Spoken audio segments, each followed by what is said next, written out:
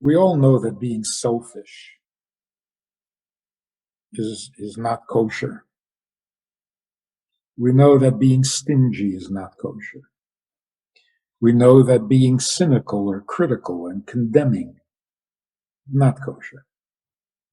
See, those are all opinions. That's stuff going on in your head. The Rebbe said to this chassid, don't be so rigid in your thinking. My thoughts, my opinion, my way. Don't be so rigid. It turns people off and it separates you from everybody around you. But let's move that down to the heart. What about the person who, instead of taking his opinions very seriously, to the exclusion of all else, they take their feelings very seriously, to the exclusion of all else? I love. Maybe I shouldn't do this, but I love it. Or I hate it. Maybe I shouldn't hate, but I do. I hate it. And if I hate, well, then that's it. It's over. And when I love, well, then I love, and it's got to be.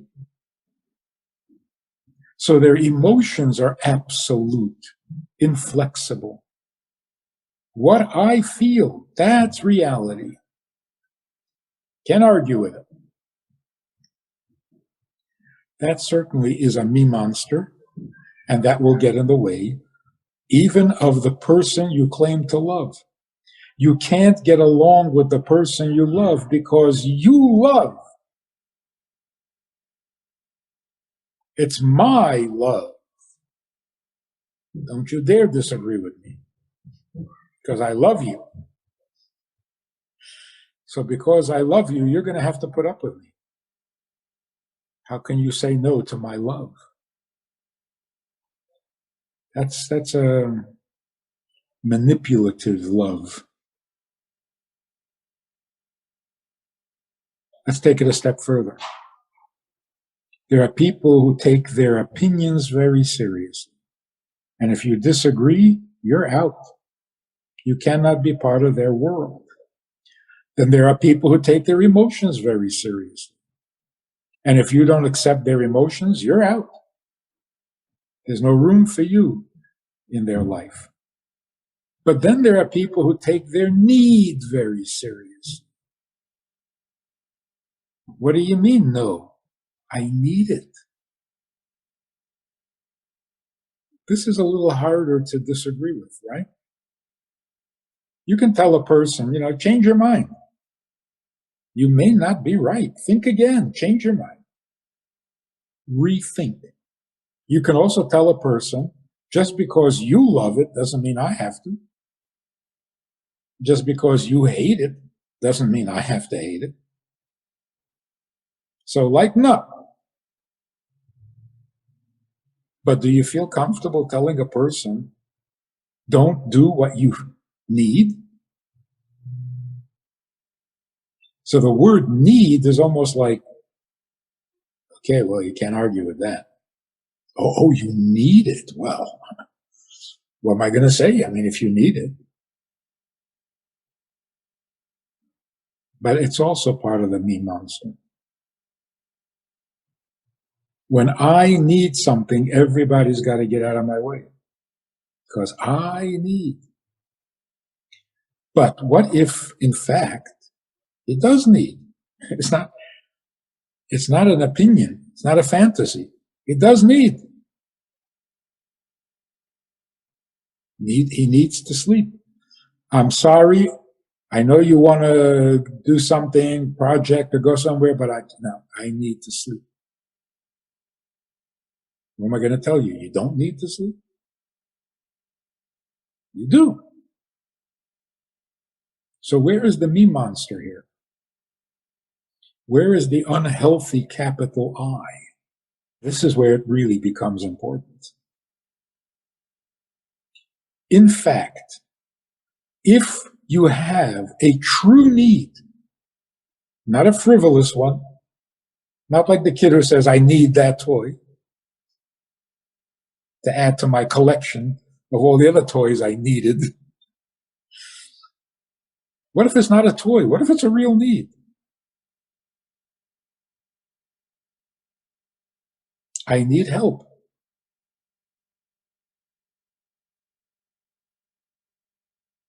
The problem is not that the need is not real. The problem is, again, the capital I. I need. There is a need, and that's true, but the I is unnecessary. For example, I need to eat. That is so true. Yes, you need to eat. I need counseling. I need healing. I need therapy. I need help. Yes, you do. The need is real, but the I, really not necessary. Everybody needs to eat. A body needs to eat. It's not particular or unique to you. You need to eat as if nobody else does. Eating is a kind of a universal thing. In almost every country, people need to eat. Crosses all borders of race, religion, culture. People need to eat. Why are you making it personal? So when you say, I need to eat, it's almost like saying, sure, everybody needs to eat, but not like I. Whoa, when I need to eat, it's, whoa. That's serious. You just need to eat, but when I need to eat, everybody get out of my way. When you need to eat, okay, wait 10 minutes, you eat later. So again, the me monster. The me monster will intrude on everything, even a real need. So the body needs to be fed, not you need to eat. You need to feed your body because it's the body that needs the food, not your ego. It's not your ego that is hungry, it's your body. So take the I out of it and nothing changes. I need to eat. Well, if you didn't need to eat, you would still have to eat because your body can't function without food. So the sentence would be just as valid without the I. And the proof is, what if a person says, I don't need to eat? Doesn't help. He still needs to eat. He's still going to get hungry and he's going to get weak and dizzy if he doesn't eat something. Yeah, but I don't need to eat. Yeah, well, has nothing to do with the I. It has to do with the body. The body needs to sleep. Like in the olden days when people in England, a body needs to sleep, a body needs to eat. Not I need to eat. They didn't take everything so personal. They didn't personalize everything. It's like, gotta do what you gotta do. It's not personal. And when we tell our children about eating and sleeping and all the other things that are necessary in life, we don't say you need to eat. Don't tell a 4-year-old, you need to eat now. No, it's breakfast time. It's time to eat breakfast. Don't make it personal. You need to go to sleep. That sounds like a threat, not a fact. You need to go to sleep because you're getting on my nerves. Otherwise, I would say it's bedtime. That's not a threat. But you need to go to sleep now because I'm going to lose my temper in a minute. So we don't make it personal with our children unless we're angry at them or annoyed. If we're not annoyed, we just speak about the fact. It's time to eat. It's dinner time. It's bedtime. Why? Because a body needs to go to sleep and a body needs to eat. Nothing personal. So when a child instinctively makes it personal, you got to correct them. I need to eat. No. It's almost time to eat. Dinner is in a half hour. Why? Because everybody's got to eat. You got to feed the body. You got to keep the machine running. But it's irrelevant. Take the I out and nothing changes. You're still going to eat because the body needs it, not the ego. So don't introduce ego where it's totally unnecessary. Like a parent, a mother saying to the child, you can't talk to me like that. I'm your mother. Too personal. Take out the you can't talk to me like that. Just leave I'm your mother. Is that not good enough?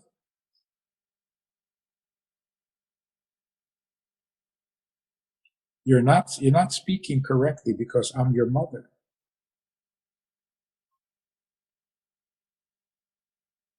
In other words, the fact speaks for itself. You don't use that tone of voice when talking to your mother. Who doesn't? Nobody does. One does not speak to one's mother that way. Nothing personal. It's just facts of life. You can't sit in your father's chair.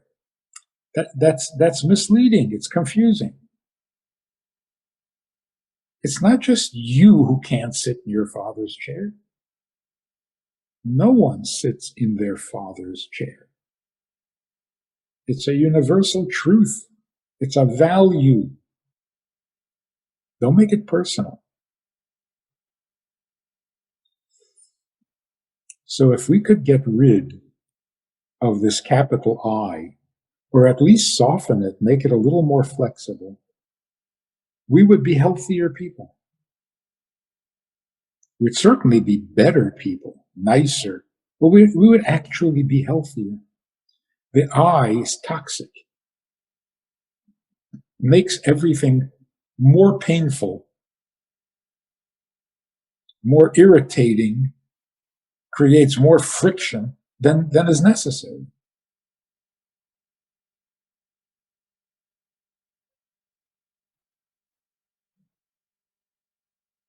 The future, the very near future, is the universal recognition of the unholiness of the capital I. Because the capital I and the me monster is out of control. It's out of control. And it's as dangerous as any virus. In fact, it makes the virus more dangerous than it would be. It's like the Rebbe would always tell doctors, you may not tell a person that they are incurable. You can say medicine doesn't have anything to offer because that's true. But you can't say you're incurable because that itself can kill the patient. So if we could get rid of this me monster, if we could get rid of this romance with ourselves, with our self-importance, even our needs, we would be stronger, healthier, happier people. And that's getting down to the real source of all of our misery. So let's put it this way. Which of the two is healthier and more true? If you don't have what you want, if you don't give yourself what you want, it's going to make you unhealthy. You'll feel repressed, you'll be upset. Or if you give yourself what you want, you're going to make yourself weaker and you're going to make yourself miserable. Which of the two is more true? Are you healthier when you give yourself what you want, or are you healthier when you don't give yourself what you want? The prevailing wisdom, the common conventional thinking is, if you don't give yourself or get what you want, you will be miserable, you will be frustrated, you'll make yourself crazy. There's something wrong with that thinking. On the ground, in reality, what's wrong with it is the average person, which means most people in the world, give themselves what they want. We all do. We spend our entire lives pursuing our own wants, fulfilling our own wants, doing what we want. Of course, we can't do everything we want. So there are some things, a tiny portion of our lives, of our day, are things that we can't do for ourselves. We can't have everything we want. But that's a tiny fraction of what our lives are made up of. So that little bit that we can't have as we want, that's what ruins our life. When we have pretty much most things that we want. So all that doesn't produce joy because there are some things you still don't have? I don't think we're that bad. We're not that greedy.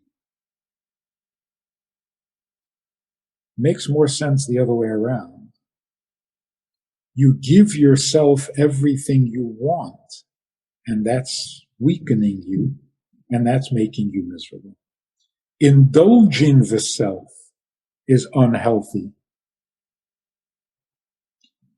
Because, very simply, you look at a child. If you indulge the child, does the child become better? More of a mensch? No. You give yourself whatever you want, and all of a sudden your want is out of control. You've lost control over your own wants. Even when you want to say no, you can't.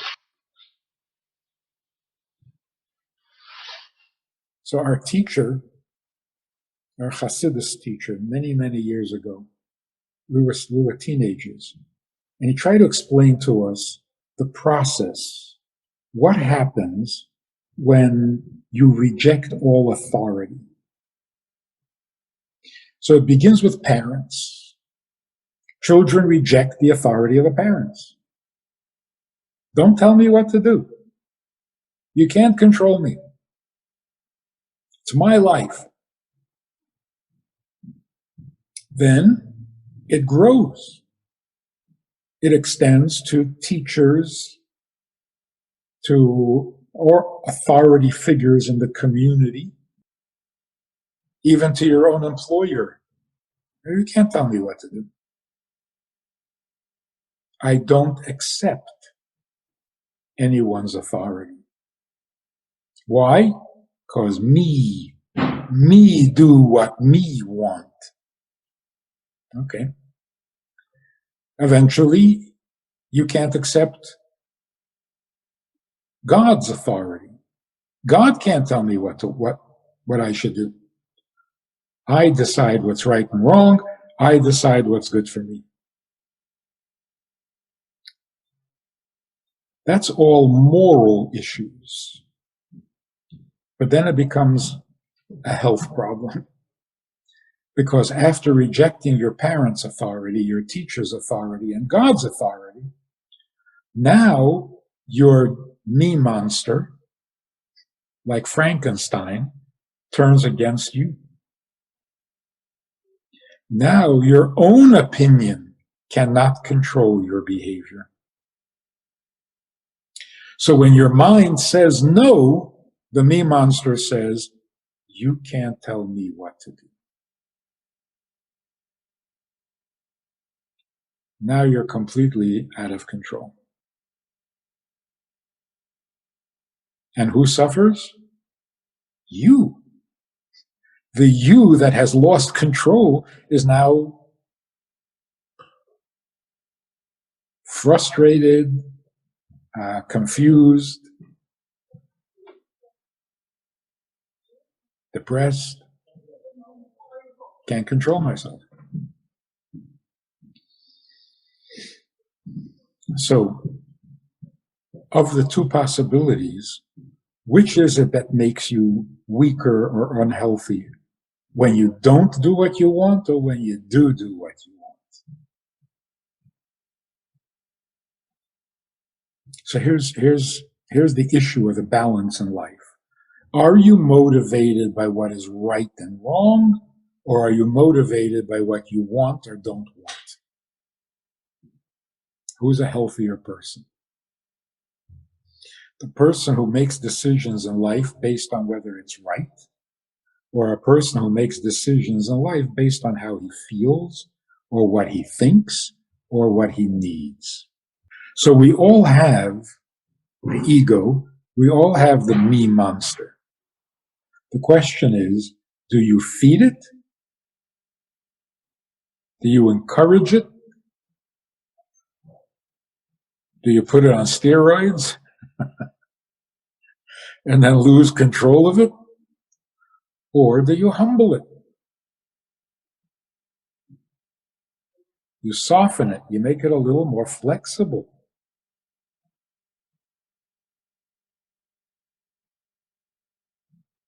Even the things you need, you don't have to invite the ego.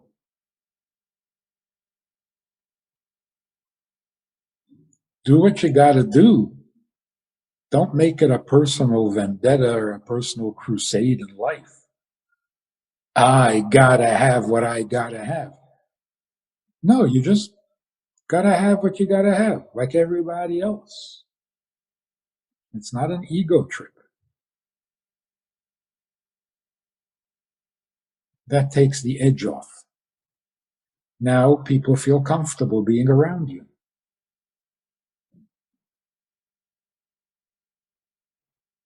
I remember a boy in school had a difficult time, not very popular, and he didn't understand why, because he was really a good kid. He really was a good kid. Had only one problem. When he was given a task or a responsibility, and he went about fulfilling that responsibility, he became so self-important that you had to get out of his way. Everything else became disposable because I'm doing my job here. Get out of my way.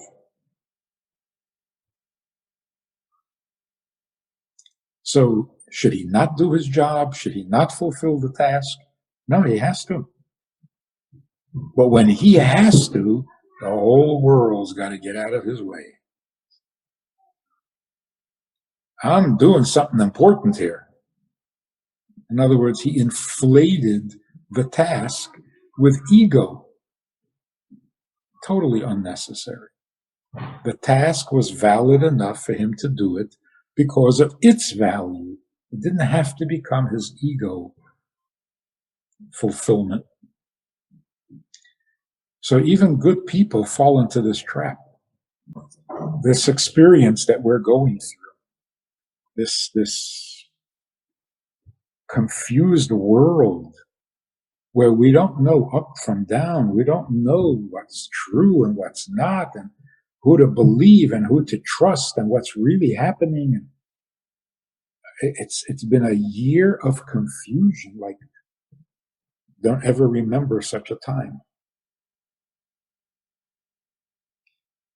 The good effect, the positive effect is I cannot insist that everybody do it my way because I don't know which my way is. I don't have a way. I don't have an opinion. Because when I do have an opinion, I become obnoxious. But right now, I don't have an opinion. I don't know. I don't know. And even the things that I love or the things that I hate, I can't insist on them. Because we can't do the things we love anymore. We don't think we can do the things we love anymore. So you may love traveling, and no, but you can't. You may love eating out in a restaurant, but you can't. You may love sitting around talking to people, by a campfire or in front of the fireplace, but no, you can't. So all of a sudden, just because I love something doesn't mean it's going to happen. So I can't be rigid about my feelings either.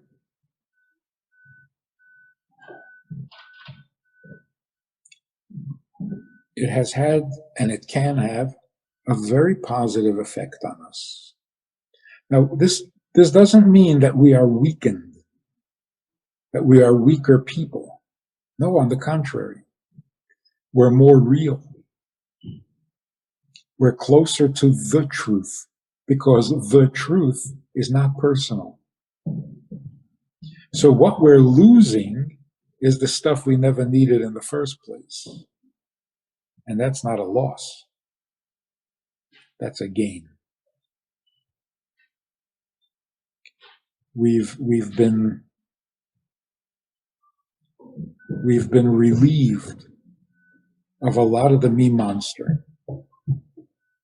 And that's a good thing.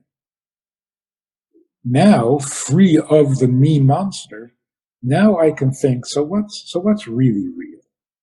So what's the truth? So what's going on? What's the point? What is the purpose?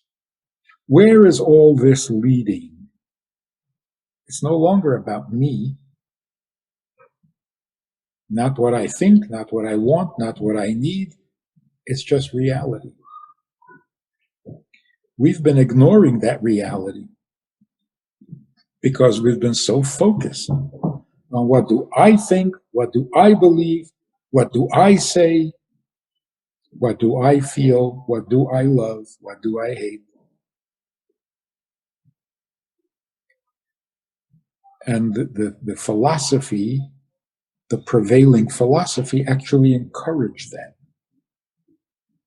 demanded it. What do you feel? What do you think? What do you say? Really? What's the difference? Shouldn't I be asking what's real, what's true, what is? Because what is whether I think so or not. So why bother figuring out what I think when it may not even be true? Instead, I should try to figure out what is true. That's a vast improvement.